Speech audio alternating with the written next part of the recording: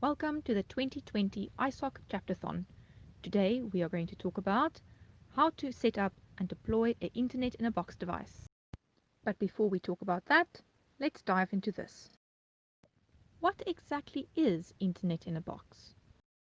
Imagine being able to download books, do research, and do your school homework without accessing the Internet. Internet in a Box allows you to do just that by hosting the world's free knowledge on an online hotspot. To set up Internet in a Box, you will need a Raspberry Pi, an SD card with the pre-loaded Internet in a Box programs and software, an empty box, preferably one designed for the Raspberry Pi, like this one, a USB-C charging cable, and a power source. In this case, we're using a power bank, but you can plug the charger into the wall or use a battery. You are now ready to start. Begin by taking your Raspberry Pi out of the box. Insert the pre-loaded SD card into the allocated slot underneath the board.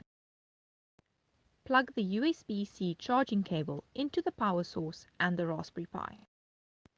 You can see that it's working as the fan immediately starts spinning. You should also see the red and green lights go on. You can now connect your phone or laptop to the Internet in a Box device. Start by checking that the Wi-Fi on your phone is turned on. If the box is set up correctly, you should see Internet in a Box as a Wi-Fi hotspot. Connect to it by touching the name.